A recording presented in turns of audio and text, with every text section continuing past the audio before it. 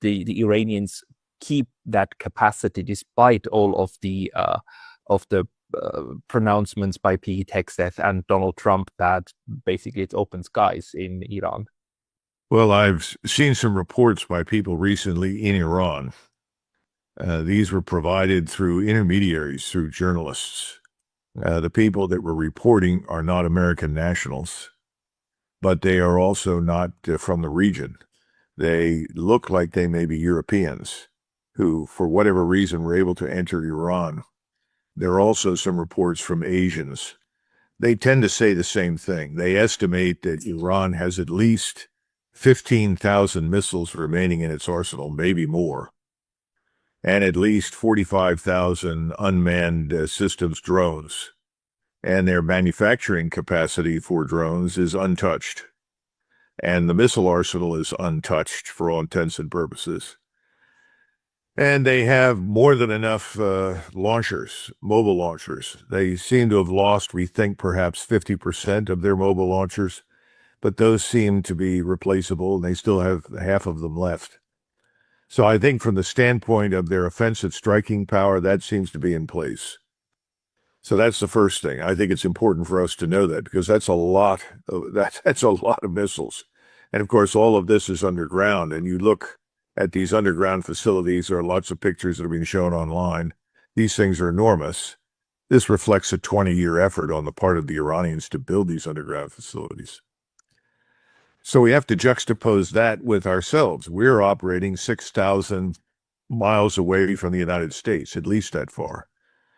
We use Germany and other European states as intermediate stations. But bottom line is that we don't have access to ports right in the region, which means we go all the way south to Diego Garcia. And in the Mediterranean, we can go up. At least to this point, we've done it to Greece and other places.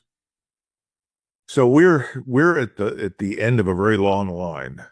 Our manufacturing capacity is not the same. We could produce perhaps 7, 8, 9 missiles every couple of days. Some people say perhaps 10 a week. I'm not sure. But we have never built a quote-unquote surge capacity.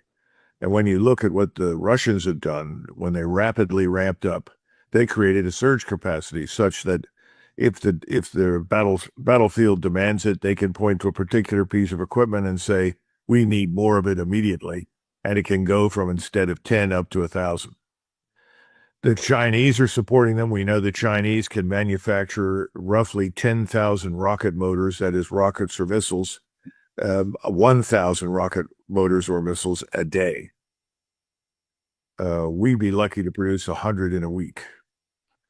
When you look at these kinds of things and you realize the Chinese and the Russians are strongly supporting the Iranians because they have no interest in seeing the Iranian state destroyed by us under any circumstances, you see that if anybody needed this ceasefire, we did.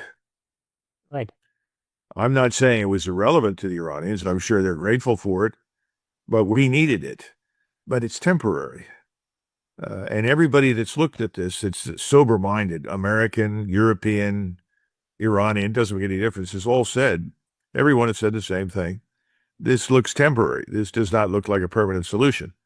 Now, if they send Witkoff and Kushner back to Islamabad, the two gentlemen that the foreign minister previously said, please don't send them back. There's no point. And since you've been attacked twice while you're in the midst of negotiations, the government in Iran doesn't harbor any illusions. Now, the population may. And here in the United States, people are all celebrating, say, oh, see, we crushed those people. And of course, that's not true. But that's what people think. Yeah, but the Iranians proved for all intents and purposes that while their leadership are mortal man, their system carries on. They just replenish, right? The Ayatollah is dead, long live the Ayatollah, like pretty much literally. So, it just keeps going on. In a sense, didn't that advantage that the system is so resilient actually maybe lead to some sort of reassessment in Washington of what is possible and what not in terms of not just regime change, but but achieving any kind of meaningful goals. Plus, what do you make out of these threats yesterday by Donald Trump? Basically, I mean, all of us, we were guessing that he's now thinking out loud about nuking Iran for real. I don't think the nuclear weapon will be used by us. I just don't. I could be wrong, but my perception is there are too many sober-minded people in Washington to allow that to happen. They understand you're opening Pandora's box. You're normalizing the use of something that's very dangerous that could then be turned against us and other countries. On the other hand, I know that we do have a number of capabilities on the conventional side that we haven't employed yet, but they're not war winning. That's what people need to understand. They can do an enormous amount of damage at some point, but they're not going to end the war. And I think your point is valid. The Iranians have demonstrated conclusively they cannot be defeated. It reminds me of the negotiations at Brest-Litovsk in 1918. Radek, who was the principal representative until Trotsky was sent in to relieve him, sent back these messages to Lenin. This is difficult, but the Germans realize that we cannot be conquered. And they were right. Imperial Germany understood Russia. It's huge. It's enormous. We can't possibly conquer it. We're not even going to try. And if you look at the lines at the end of the war, they were in eastern Poland and around the Baltic states and so forth, and what we today call Moldova. They didn't go any further. Well, I think we have realized that Iran cannot be conquered. I think that's clear. So if you can't conquer it and you can't get regime change, your best hope is to destroy it, right, and cause society to collapse and hopefully wrest control away from Iran of their oil fields. That's it. That's the best that we can do. And I don't think the rest of the world supports that, but Israel does. Yeah. And that brings us to the real core problem. And this is what most Americans are missing entirely. Why are we doing this? What particular reason is there for us out of the blue to expend all of this time, money, and resources on Iran's destruction? There isn't. There is just nothing strategically to justify it. We're doing it because this is what Israel and its lobby in the United States and the people that back it want. And they happen to own the two houses, the Senate and the House, and they own the White House. And all the key players and advisors who are driving this around Trump, they're effectively agents of the Israel lobby, supporters of. You go to someone like Hegseth, I mean, this is a fanatical Zionist Christian, or Christian Zionist, whatever you want to call it. But he's 100% aligned with what Mr. Netanyahu wants. The question has always been, both in Israel and in the United States, is how far is Donald Trump willing to go? And Trump was not willing to attack at the time that we joined the war. Israel had to start it. They started the war, and we were sort of grudgingly dragged into it. I still don't think Trump has his heart in this. I've never believed that he does.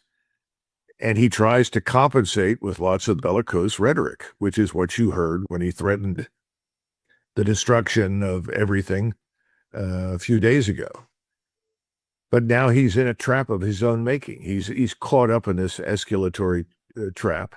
And if you look at the 10 points, I mean, how can we possibly accept that unless we are prepared to divorce ourselves from Israel? Because that's what happens. The most important demand probably is that the United States completely withdraws from the region, like no more bases, no more stationing, no more airfields, and so on. How realistic is that? But not in terms of what the United States wants, but what it still has at the moment. Because actually, Iran attacked a lot of these places, right? The radar stations are gone. A lot of the bases have been attacked. We have reports that thousands of U.S. Personnel were moved out of the region. What do we know about how much U.S. presence there still is in this ring of fire that the U.S. build up around Iran?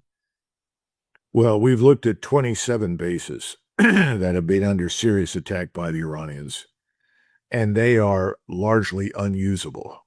Everything of any real value has been destroyed. Most of the soldiers who were present there, airmen or sailors, or Marines have been withdrawn. Because to leave them there, of course, was to leave them vulnerable to destruction. Now, there still are some in the areas, I'm told. They've moved into local housing areas, into some large-scale hotels, hiding out in the basement or something. But you're hitting on something that's very important. First of all, most Americans didn't even know that we had all of these bases. Secondly, the reason those bases were there is because we promised the Gulf states, the GCC, Kuwait, and so forth, that we would protect them. We've now demonstrated that we can't. Warfare has changed. We cannot stop all these missiles from getting through. They bought heavily into our air defense capability. It's had some success, but not as much as they thought it would. So the real question, the third question is, do they really want us to come back? Now, the elites, most of them, these are the very wealthy elites, the ruling elites, which frankly, inside the Arab world, are viewed as kind of an extended Epstein class, Yeah. corrupt, despicable, decayed. They're in Egypt. Some are in Switzerland. Some are in London. Some are in Paris. But they're not living right now in these places. And large numbers of other people have gotten into their cars or trucks or whatever they had, and as I understand it, driven to Riyadh, because from Riyadh you can fly to the Sinai down at the bottom there. I've forgotten the name of the resort, and from there you can fly to Cairo, and you can either stay in Egypt or fly somewhere else.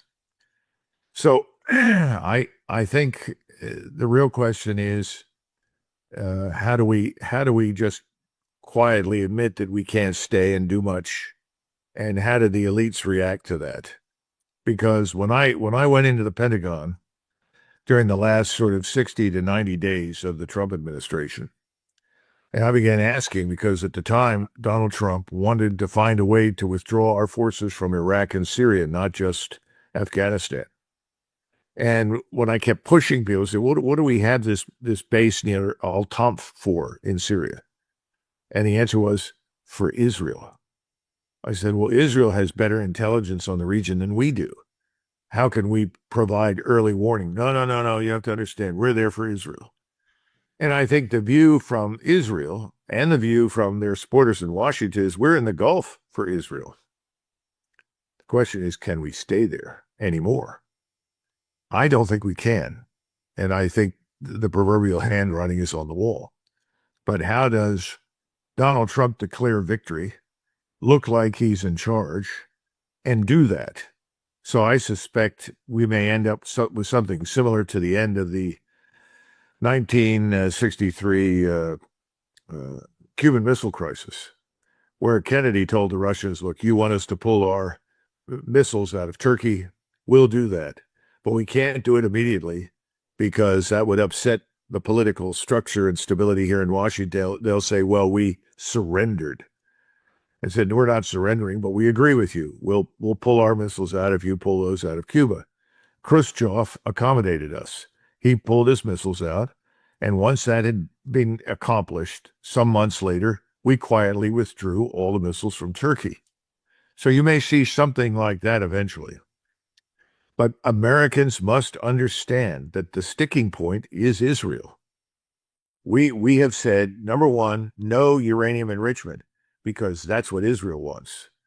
We've said, you've got to dismantle most of your, theater ballistic missile arsenal, because that's what Israel demands. And, you can't cooperate with anyone in the region that is your quote unquote partner or ally, because that's what Israel wants. And in addition to this, Israel wants greater Israel. The Israelis have already said, you can have your ceasefire with Iran. Okay, we'll pause for 2 weeks, but we're going to continue to attack Lebanon. Yeah. Iran has said that's unacceptable. That means an inevitable resumption of the conflict. So we're backing the Greater Israel Project. And if you look at the map, that's very destabilizing to the region. You're turning over half of Syria, or a quarter of Saudi Arabia, Jordan, the Sinai, and part of the Nile Valley to Israel. I don't think that's going to happen. Why?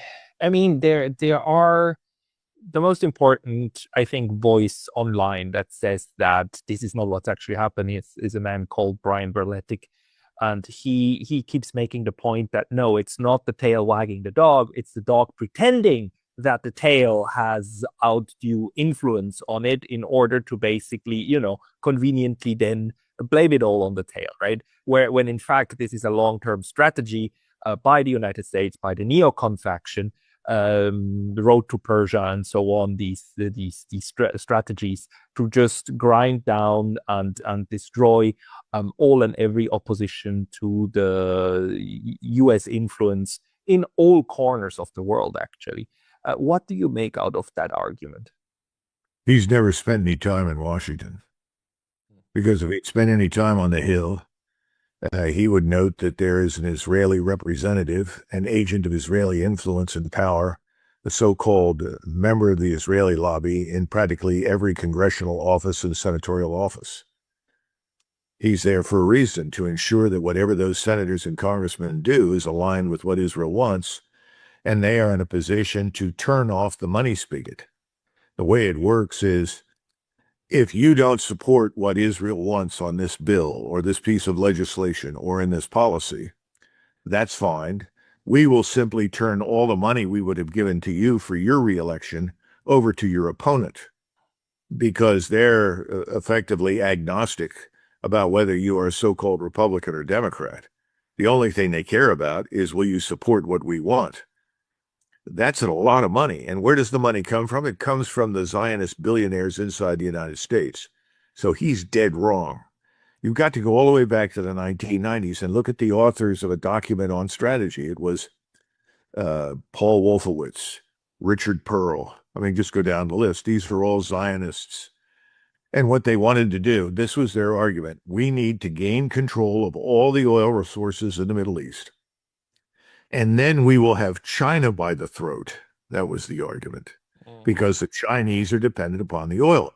Well, 50% of Chinese oil comes from the Gulf, 13% from Iran, but the rest of it comes from the other Gulf states. Is China concerned about the destruction of oil infrastructure in the Gulf? Absolutely. But China's not going to go to war over it. And the Chinese can go to other sources, which they're doing right now. There are other places. Mexico can provide a lot of oil. There are plenty of places to go. It's not going to make life easy, but it can be done. But I heard Brian's argument, and I happen to think very highly of Brian, particularly his assessment on the tactical level. He was one of the first people to recognize how profoundly things were changing on the battlefield. And I think he understood better than most Putin's deliberate and methodical approach to war. Most people mistook that as evidence for weakness, and it never was. It still isn't. But on this point, I think he's dead wrong. The man who is calling the tune is Mr. Netanyahu, not Mr. Trump. So how do you assess the situation for Israel then? Because like to be honest, one thing, I'm on a little vacation right now for 1 week in Southeast Asia, and I'm in a lovely little resort. And one thing here that really struck me is the number of Israeli tourists. I just didn't think that they would be able to come here, because actually what the resort tells us is that a lot of people had to cancel their flights, but most of them are from Europe, the ones who can't fly through Qatar and Doha anymore. But there's a lot of Israeli tourists who are obviously able to make it over here.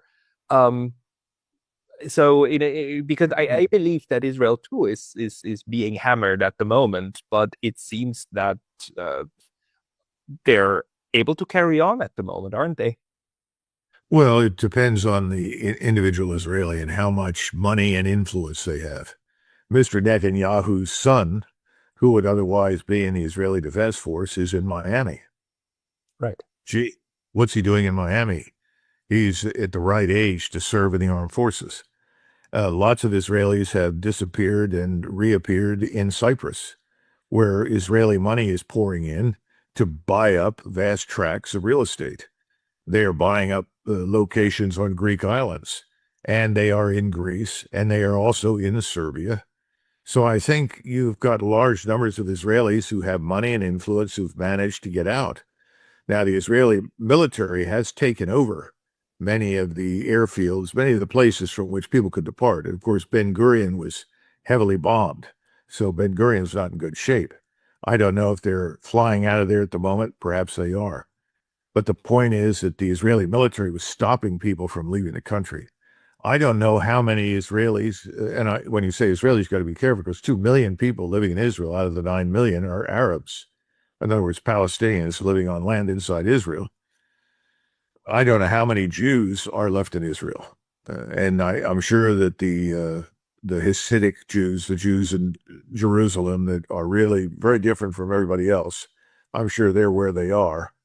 But the rest of the Jewish population, I just don't know what's left. And now you have an Israeli defense force on the ground, the army. It's demoralized, it's exhausted, it's worn out. They're having trouble getting anybody to come into it and fight. They want more reserves. They're trying to mobilize, and people have said, no, I'm not going. I think I think your point is well taken, but I think the situation inside Israel and for the Israeli state and society is very, very serious. Right, and I must maybe give make the point that the only way that I have to assess this is, of course, by listening to white people speaking Hebrew, which doesn't necessarily mean that they are Israelis. But still, I mean, I don't know anyone else who would do that. But so overall, we simply don't know how large the level of destruction also is in Israel, do we? Because of the also kind of the blockade that the news blockade from over there. So do you think that Israel actually had a hand in the ceasefire agreement, or that Israel is actually seriously mad at Donald Trump for kind of doing this outreach to the Pakistanis in order to signal to the Iranians that now, after 40 days, would be the time to maybe have a break? No, that's exactly my perception. Everything I'm seeing is that the Israelis are furious. He did this apparently without necessarily consulting them, or if he did consult them, it was in the form of, this is what I'm going to do. And that's why Mr. Netanyahu has finally come around and said, all right, we'll respect the ceasefire with Iran that you reach for 2 weeks, but we are not stopping anything we're doing in southern Lebanon, or in Lebanon, Right. period. Now they're attacking Beirut again. So I think they're unhappy, and that's why I find it interesting that Kushner and Witkoff will go back, because, as I said on Monday, Witkoff said anything that these Iranians want, these 10 points are outrageous. We can't accept it. We don't want it. And that was one of the concessions that Trump made to get the ceasefire. Well, we'll take your 10 points as the basis for future negotiations. We didn't say you could have the ceasefire if you do it on the basis of our 15 points, which amount to unconditional surrender of Iran. So I'm sure the Israelis, in fact, I know the Israelis are not happy about it. But it's only 2 weeks, and I think the Israelis are well aware at the end of 2 weeks this thing will resume. But what kind of, why would the United States want a 2-week break? I mean, if there's a country on earth that can just continue doing this for another 2 weeks, it would be the United States. What does a ceasefire buy the US that it cannot get without a ceasefire? Well, let's look at the larger picture. I think the reality has struck home with President Trump. It may not have reached everyone in Washington, but I think President Trump understands this. The world is going to face famine in the coming months in places like the Middle East and Africa and elsewhere, and India, because of the fertilizer deficit. And the Russians, who produce much of the fertilizer, we do as well. If you put us all together, we can't compensate for the deficit. That's how severe it is. You have to look at the plastics industries that are shutting down. You have to look at the microcircuitry industries, particularly the wonderful plant we talk about all the time in Taiwan, along with the operations in Korea and Japan, because they're not getting any helium. There are a whole series of products. The last count were 47 products essential to our civilization's daily life that are now in unavailable because the absence of petroleum and all the byproducts, sulfur, everything that you can think of. I think he knows that. And I think he knows also that the global south is headed in not to a recession, into depression. The global south has no reserves of strategic petroleum. In most cases, they don't have the means to refine or convert any of it. Australia is a perfect example. They don't have any refineries operating, none. They're in a lot of trouble. When this information finally hits the president's desk, and this is not something that he considered seriously, because remember, I think the Israelis told him this will be over in 4 or 5 days. They can't withstand this. We'll kill the top leadership. We'll force the regime to topple. So let's just go do this. And grudgingly, he went along with it. It reminds me of what Bill Clinton was told back in January of 1999 when he was asked how long, or he asked, how long will this air campaign last? And he was told, well, sir, perhaps 3 or 4 days, maybe a week or 10 days, 2 weeks at the most. And so Bill Clinton said, okay, then go ahead. It was 78 days. Yeah. And the air campaign didn't end it. It ended because of negotiations in Moscow between Strode Talbot, the Deputy Secretary of Defense, and the leadership, Yeltsin and his advisors. And we bribed them. We promised them all sorts of things, including lots of money, and they pulled the plug on the Serbs.